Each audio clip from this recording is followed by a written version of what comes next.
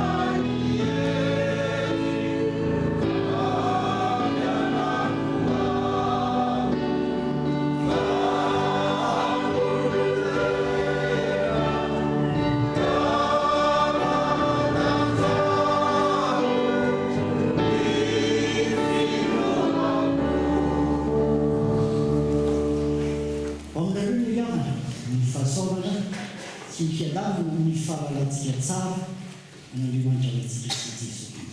Mivakatsika. Saotra anao zay ny fitiavanao.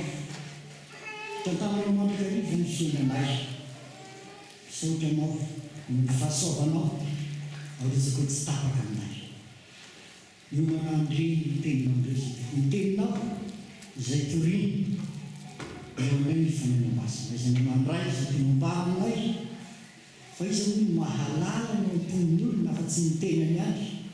Tsy misy mahalala ny ampon'ny Andriamanitra fa tsy ny fanahinao. Fa ny fananamasina anokatra ny fonay izay ny mandray izay tinombaminay ary fananamasina hitahatra ny mpamponao apita izany avatra.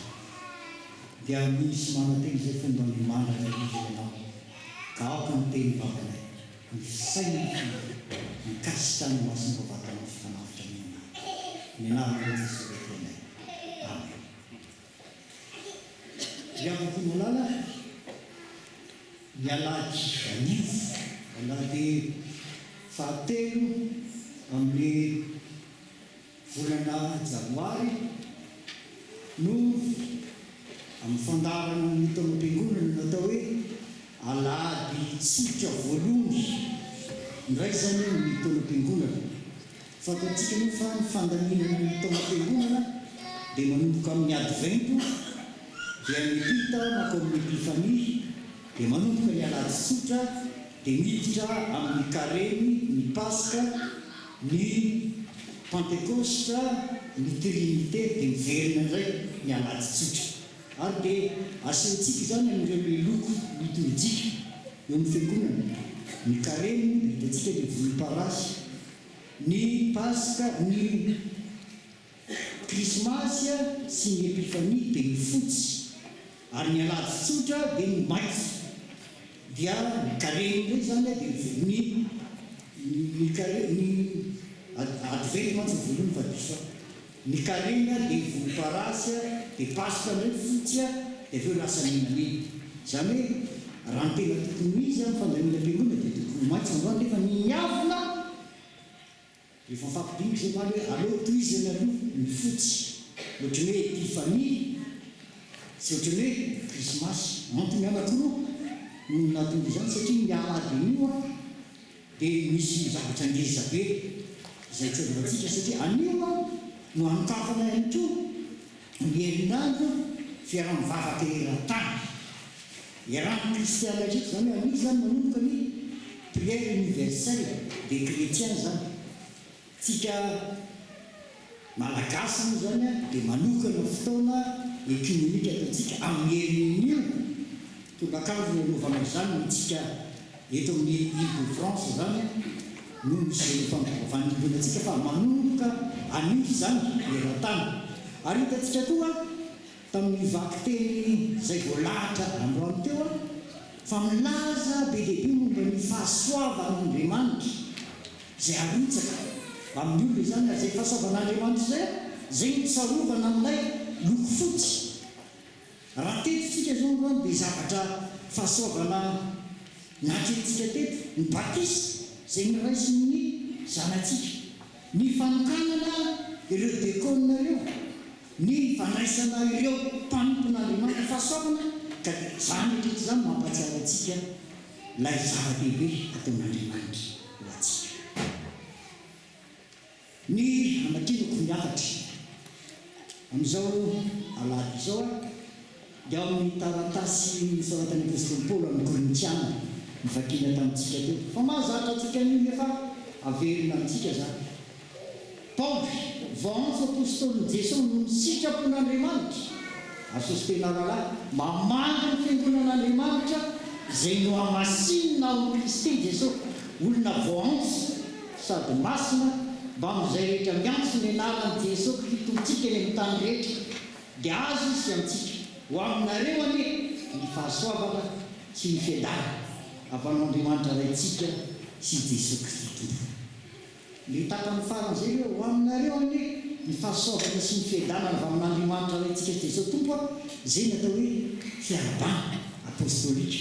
Ary saika ny taratasy ny apôstôly rehetra dia manomboka amin'izay fa zavatra hitahiko anareo zavatra ngeza be ary mifanililina ny vanim-potoanantsika manokana eto androany.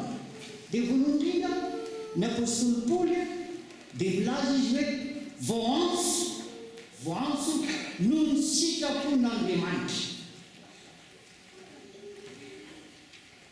Tsy tokony adonana mandrakariva zay lavaka fa raha misy asa ampanovon'Andriamanitra antsika amin'ny fiangonana tsy tsika aloha manora teny fa Andriamanitra no miantso ary Andriamanitra no mifidy sitrapon'Andriamanitra. Ka zay le fatsapatsika ny sitrapon'Andriamanitra izay no mampianatra atsika hanetry tena eo anatren'Andriamanitra ary angataka mandrakariva ny hery avy amin'Andriamanitra anaova ny asa. Voantso araka ny sitrapon'Andriamanitra mamangy ny fiangonan'Andriamanitra Paoly dia izay no hamasinina ao Kristy Jesosy olona sady voantso no masina. Ny asa fanompona izay atao dia atao ao amin'ny fiangonan'Andriamanitra ary izay fiangonan'Andriamanitra izay dia fiangonana no hamasinina ao amin'ny Jesosy Kristy. Midikany hoe no hamasinina dia hoe natokana ho an'i Jesosy Kristy ho azy irery any ary amboariny dioviny ahitsiny tariny zay ny fiangonan'Andriamanitra. Ary mampiavatsy ireo makapatsirovina antsika foana fa ny fiangonana tsy saky ny fikambanana rehetra hita amin'izao tontolo izao, tsy fikambanana araka ny sitrapon'olona dia ao aza ny sitrapontsika olombelona fa any Jesosy natokana no hamasinina fa rehefa fiangonana tsy noamasina ny Kristy Jesosy dia tsy fiangonana zany fa lasa sinagoga ny Satana, lasa fahavalin'Andriamanitra. Voantso no masina. Mazava ho azy zany fa nitatra le fiantsoana tsy miasa fanomporona an'Andriamanitra ataon'ny olona voafidy manokana ihany no misy fiantsoan'Andriamanitra, fa ny fampiraisana antsika ao anatin'ny fiangonana ihany koa no iantsoan'Andriamanitra atsika ho fiangonana. Ary ny antso voalohany iantsoan'Andriamanitra atsika ao amin'ny fiangonana iraisa atsika aminy dia amin'ny alalan'ny batisa. Batisa izay fanoloran-tena na hanorantsika koa ny zanatsika ho an'Andriamanitra, antso n'Andriamanitra. Ary aza dinoana manankareo zany rehefa eo amin'ny fiainantsika maha-kristianatsika. Na iza natao batisa ho an'i Kristy dia amitafilen'i Kristy. Tsy misy intsony na jiosy na grika na lahy sy vavy na andevo na tsy andevo fa iray ihany tsika ao amin'ny tompo.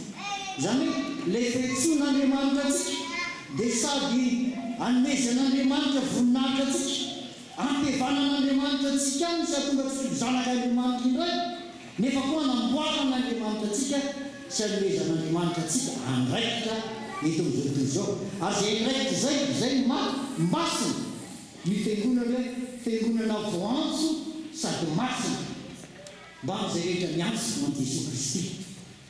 Tsika protestanta tsy manokana hoe ty olona masina kokoa fa ny fiangonana ry manontolo masina. Raha minazy tsika ny fanefenenana kristiana, mino ny fiangonana masina maneran'izao toy izao fiangonan'ny olona masina. Tsy maty olona ao anatin'izany fa tsika velona izay omen'Andriamanitra, velona omen'Andriamanitra ndraiky mba hijoro vavolombelona eto amin'ity izao tontolo izao izay misy antsika ity. Vavolombelona anambara izay le fitiavan'Andriamanitra, anambara ilay fahasoavan'Andriamanitra, anambara ny helin'Andriamanitra miasa eto amin'izao tontolo izao. Nivakely tamintsika teo ao amin'ny bokin'ny Isaia mpaminany.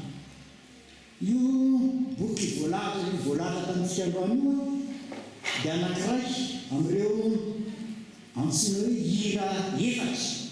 Itony hira efatra ataon'ny mpanompo hoe les 4 chants des serviteurs ao amin'ny bokin'ny Isaia. Nahoana hoe izy moa ilay mpanompo izay lazainy amin'izay fotoana izay, mandray roa ny mpanompo lazainy io. Ny mpanompo anankiray dia ilazana ny zanak'Israely izay nantsoin'Andriamanitra ivoakan'Andriamanitra. Kanefa ny mpanompo anankiray koa ilay mpanompo nijaly lazainy Isaia dia ilazana an'i Jesosy Kristy, le mpanompo le serviteur souffrant. Io zany le hiran'ny mpanompo dia hiran'ny vahoakan'Andriamanitra iarahana amin'i Jesosy Kristy ireo le hirany. Ahoana moa natonga hoe hiran'ny mpanompo ireo le hira efatra ao amin'ny Isaia izay misy hirantsika io. Tao anatin'ny fahababoana zanak'Israely tamin'izay fotoana izay. Ary efa kivy noho ny zavatra mafy izay miaina. Zavatra tena nakivy mihitsy zanak'Israely tamin'izany fotoana izany fonon'olona. Rehefa hoe resy ny firenena anankiray dia resy koa ny Andriamanitra ao aminy.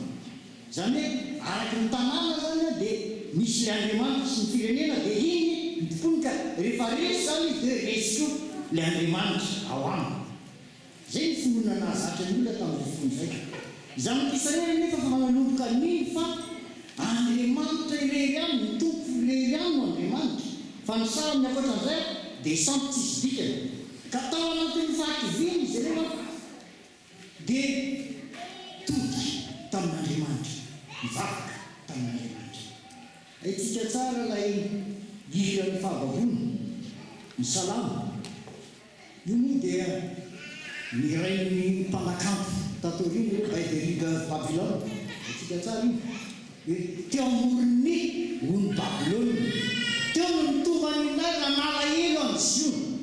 Zany hoe efa mivavaka zanak'Israely tamin'ny Babilôna dia nitodika tamin'Andriamanitra ary dia maniraka ny mpaminany Andriamanitra manome toky fa tsy maty akory Andriamanitra velona mandahiriva Andriamanitra manome hery ka na misy aza ny fitsapana na misy aza ny zavatra mafy izay renovana ny fiainana izay le Andriamanitra velona izay no ampody azy ireo indray ny vamin'ny fahababoana ary amery azy ireo mba hijorohy ho vavolombelona eto amin'ity izao fotoana izao izay misy ity tamin'izany fotoana izany mbola iaina ny fiangonana manaraka ankehitriny izany rehefa be dia be ny zavatra mifamoafao anatin'ny fiainan'ny fiangonana ary indrindray ao anatin'izay dia mila hotrefintsika mpanompon'Andriamanitra mila hotrefintsika fa nahoana ny tahak'izao nahoana ny tahak'izao nefa dia manome toky Andriamanitra ao anatin'ilay fahasaorany fa Andriamanitra tsy mahafoy Andriamanitra imotsika Andriamanitra velona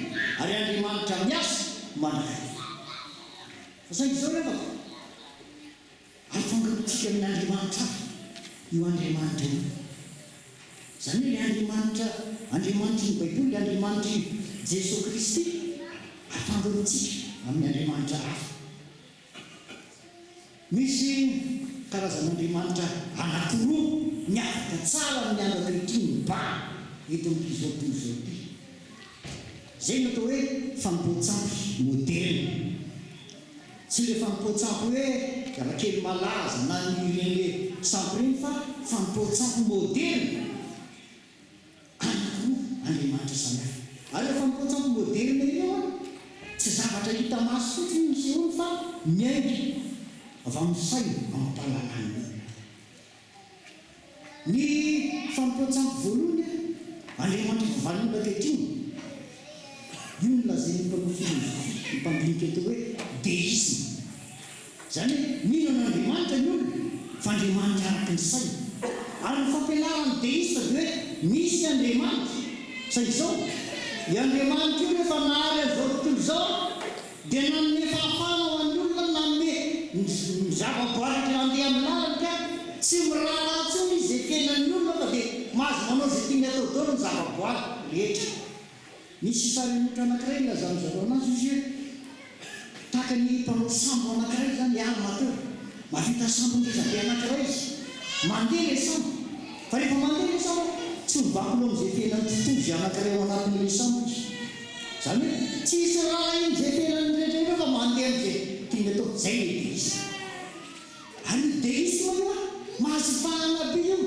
eto amin'ity zao tontolo izao misy itsika ety amin'izao fotoana izao betsaka mila milaza hoe misy an'Andriamanitra fa Andriamanitra araka n'izay indrindra ny vakian'Andriamanitra aloha amin'izany rehetra izany fa ny ataoko ihany ny ataoko ny sitrapoko ihany sisa tsisy raharano zany hoy aho hoe fampoatsampy moderne zay zavatra ary amfangaron'ny olona amin'ny Andriamanitra io Baiboly fa ny fampoatsampy moderne faharoa rehefa dia nitsonareo hoe teisme ny anankiray hoe deisme amin'ny deimo zany deo ary io avy amin'ny teny latina io ny anankiray hoe teisme indray avy amin'ny teny grikina hoe theos Andriamanitra ihany koa fa hoana olona tonga hoe teisme vokatry ny saina mindray ny olona hoe misy Andriamanitra sain'izao io Andriamanitra io dia Andriamanitra lavitra antsika zany hoe tompony fahefana rehetra ary mibaiko ny zavatra rehetra ka sakatra ny saintsik'olombelona zay fomba fiainan'io Andriamanitra io fa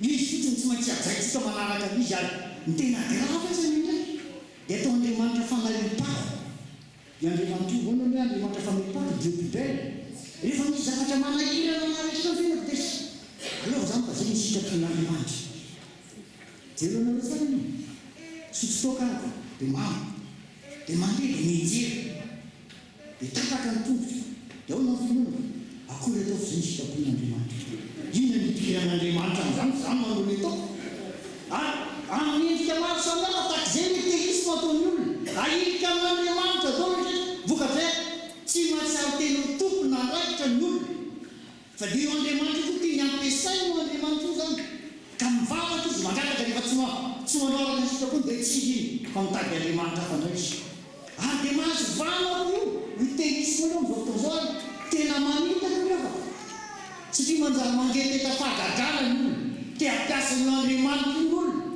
fa tsy manaiky ampiasainy io andriamanitra io fa ampiasan'ny andriamanitra araka ny sitrapony zay itiavana azy.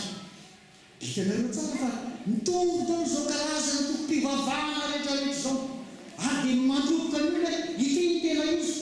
Ny trano fiangonana lehibe fivavahana lehibe dia taky ny supermarché anankiray. Leclerc moramora koa, ny supermarché ny Auchan moramora koa dia lahy nenay moramora koa, nenay tsaratsara koa, tsy izy nenareo. Zay le te izy.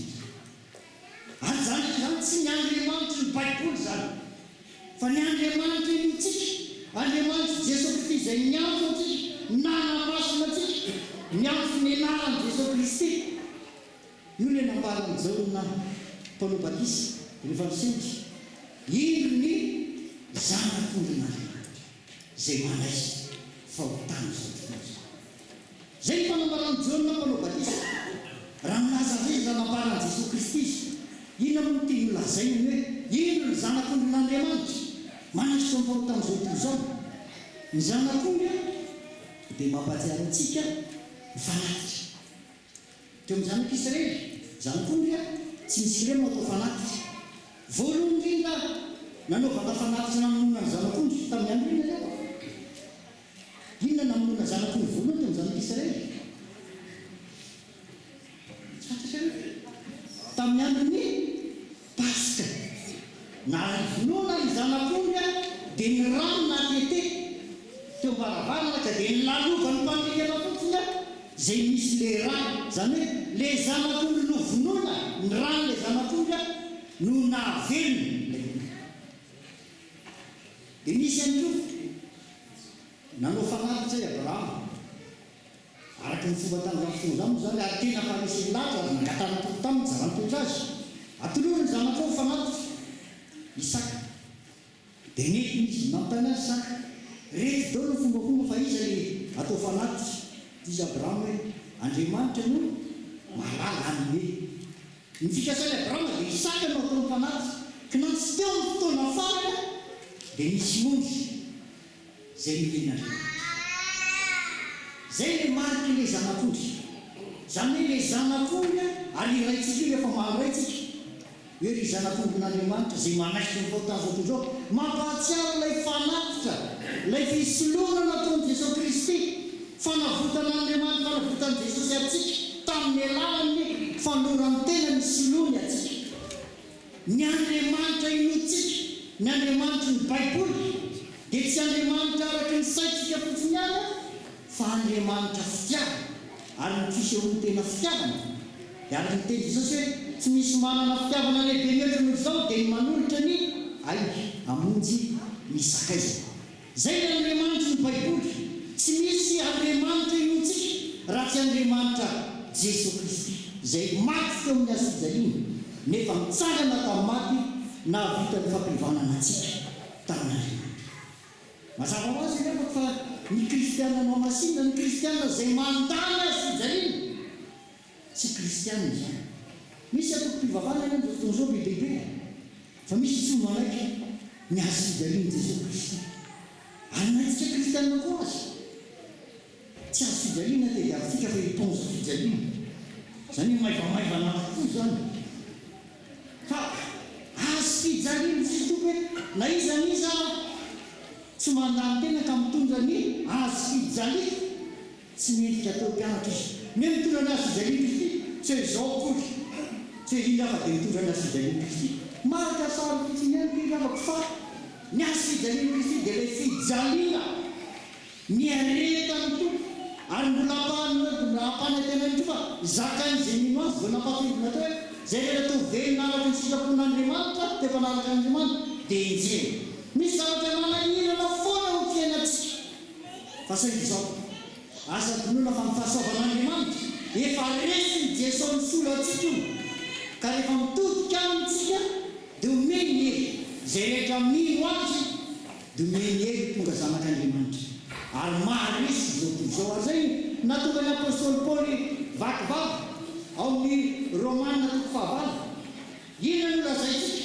Raha Andriamanitra no momba antsika izy anao tondratsika zay tsy miaro ny zanany lahy fa natoy ny hamonjy antsika rehetra izy, tsy menetsika miaraka amin'ny mamaim-poana koa fa ny zavatra rehetra izy no hiapanga io no mapodin'andriamanitra manamarina azy izy no manan'iny Kristy Jesosy nefa maty eny sady nitsanana tamin'ny maty to ka mitoetra ny tany nakavan'andriamanitra sy ny finoantsika izy no asaraka atsika amin'ny fitiavany Kristy fa orina va sa fahantrana sa fanenjena sa misary sa fitranjaha sa lozy sa sabatra kanefa n'izany rehetra izany manoatra no mikaresy isika amin'ny lalana piatsy zay le zanak'olon'andriamanitra fitiavana tompontsika zany ka no amasinitsika iavaka no amasinina tamin'ny tompo nampisoana ho amin'ny tompo ary rana ho vavolombelona eto toy izao eo amin'ny zavatra rehetra aza dinona ny mitodika amin'ny tompo ary mangataka aminy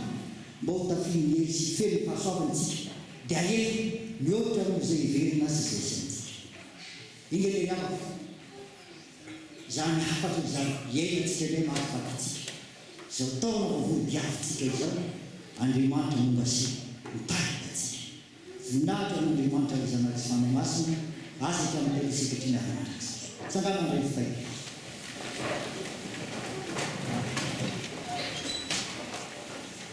ny fahasoavan'i Jesosy Kristy tompo fitiavan'andriamanitra ray firaisana ny fanamasina amin'andriamanitra petrika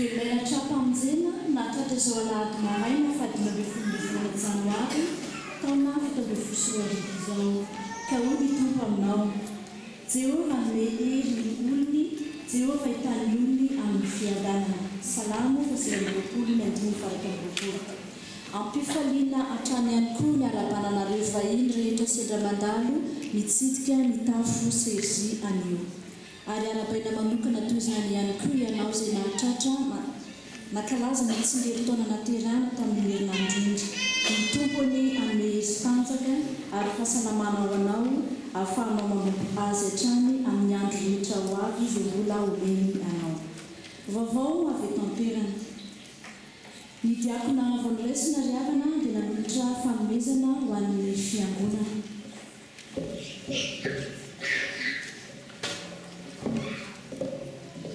plateau inox efatra ohatran'izao zany a dia plat ovale folo isa dia misy moyenne ohatran'ny kelikely teo zany anankidimy zay zany a ny fanomezana natolotry ireo diakona vaovao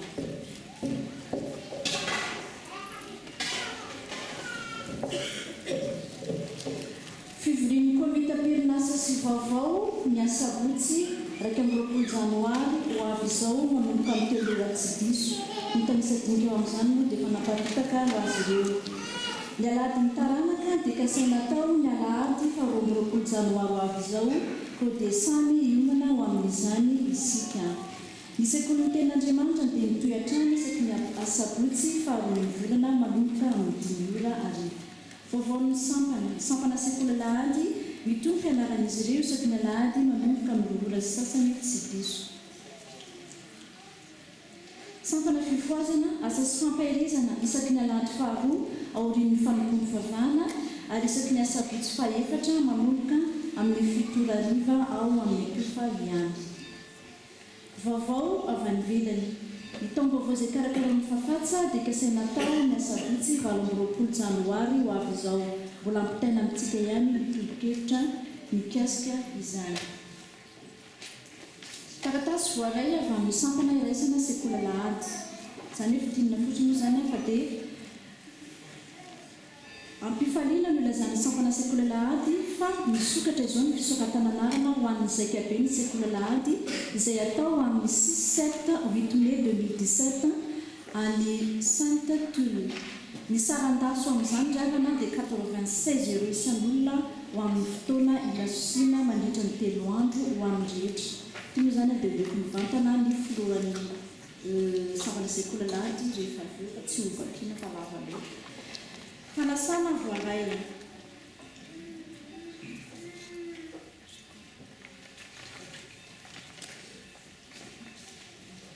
fanasana voaray riavana malala ao amin'ny tombo toy ny fanomisa-taona dia mankalaza ny herinandro ny faramivavaka eran-tany ao amin'ny firaisaponina kristiana isika manomboka ny 20 janoary ho avy izao koa fifaliana ho amin'ny mpitondra fivavahana sy ny komity ato amin'ny FFKM Frantsa no manasantsika mianakavy iompim-panahy iombom-bavaka amin'ny fanompo-pivavahana raisampinoana izay atao ny alahady 20 janoary ho avy izao manomboka amin'ny 2 ora sy sasany tolakandro ao amin'ny église du Bon Pasteur 177 rue de Charonne 75 011 Paris aoriany ny fanompo-pivavahana dia isy fiara-miala etaeta ho fampiarabantsika kristianina tia ampielezana amin'ny natratrarana ny asaramanitra 70 sy 2 arivo dia mirary tombovaovao feno fitahiana ho anareo izay amin'ny anaran'i Jesosy Kristy tompo sy mpamonjy lohan'ny fiangonana ho aminareo mandrakarivany ny fiadanan'i Jesosy Kristy ny tony andrian-janahary iary soa kely amam-baona ny fiainana ka dia naray taratasy filazana manjo ihany koa isika ho an'ny mpitandrina rehetra eto anivon'ny FPMA amin'ny finoana sy ny fanantenana ny fitsanganan'ny tenany maty no ampandrenesana antsika fanatsony iray hodany aminy ny 20 janoary lasa teo rehefa nivahiny 14 taona teto tany ny mpanompony Rahary Maefa Florentine Loholona izay rahavavy ny pasteur Lydia Ravalter andeha lasa mandeha anatrika ny fandehanan'i Madagasikara no pasteur Lydia Ravalter miaraka miombona amin'ny fianakaviana isika voakan'ny FPMA ko dia mangataka antsika samy atsiaro sy tondrambavaka amin'ny pasteur Lydia Ravalter sy ny filohan'ny FPMA pasteur synodaly Jean Ravalter ary ny fianakaviana rehetra eto an-toerana sy any am-paharazana mitovy ane no anome ny fampinoana feno ho an'ny fianakaviana amin'ny alalan'ny fanahy masina. Taratasy voaray il y a 1 minute. Semaine de prière pour l'unité chrétienne. Du 18 au 25 janvier 2017, une veillée de prière économique à l'église de Saint-Pierre-le-Moine le jeudi 19 janvier 2017 à 20h30.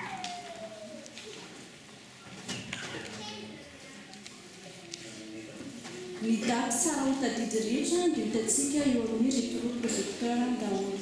Isika fiangonana rehetra manadio trano anio dia ny voninahitra ho an'Andriamanitra irery ihany. Misaotra.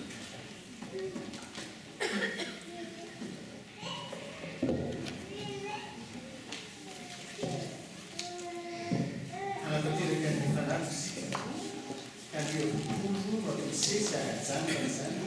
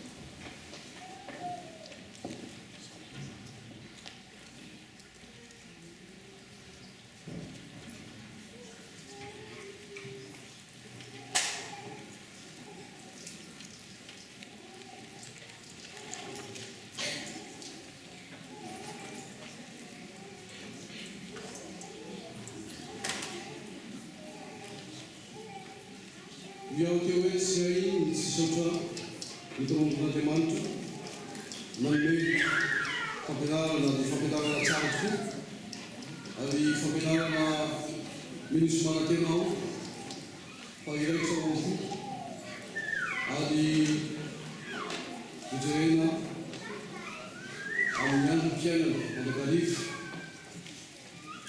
Matoa misy ny fampianarana dia misy ihany koa ny teny anarana.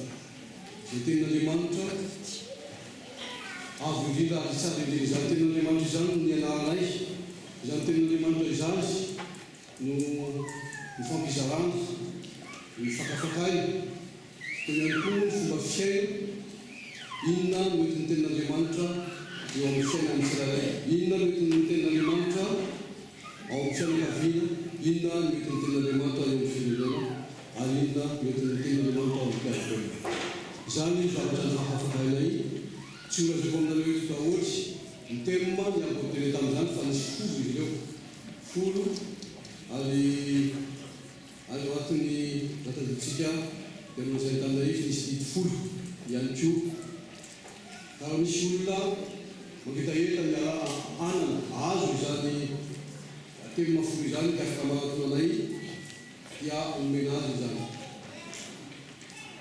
sonanao iaho no atota azy ireo satria tsara indrindra izany fampianarana izany ankehitriny dia tsy hainay izy ny raha mianatra ny manamarika izany fotoana izany eo ihany koa ny mampita aminareo ny firanentsoa amin'izao fahombaovao izao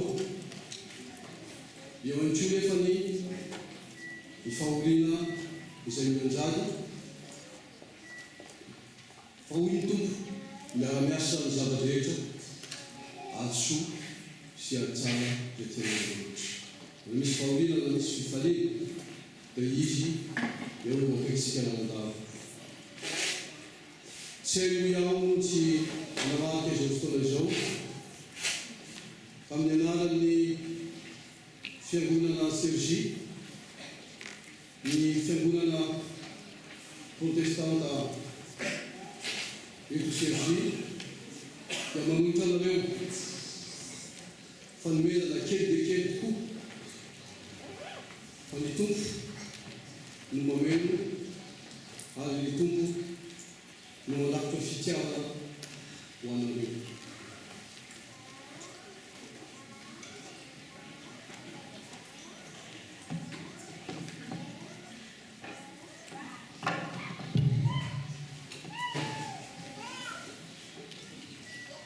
mino aho fa fampiasaka ny firenantsoa rehetra izay nataon'ny fiangonana izay nataon'ny olona maro rehefa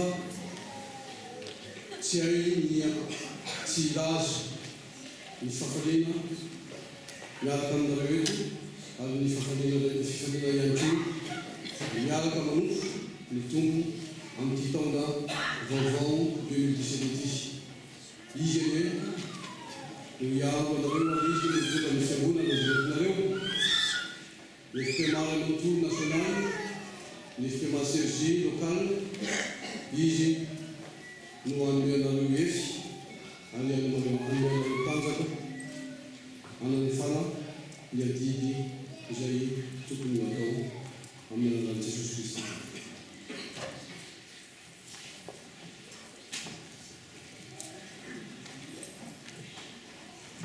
teny levavarevako misaotra sy manasitrakanareo fiangonana amin'ny fahatserovanareo anay miasa ny filazantsara an'ilany koa ny fiainana fampiainatsika ny fifaliana sy ny fahoriana laza teo fa raha ny fikasana dia tokony izay mivavy ny tafaraka anakaty fa zany mihitsy ny programme efa tampoka dia tampoka tamin'ny herinandroany didimaly ny raha vavy ny ranaty dia lasa izy milatsy ny izy dia lasa natateraka ny fandevena na rian'ny Madagasikara zany izy amin'izao fotoan'izao saotra makasika dia fanalefaparakasy amin'ny temarinaty fa raha milava ny telefôna voray dia ny maina na ny olona fiarahamonysy tena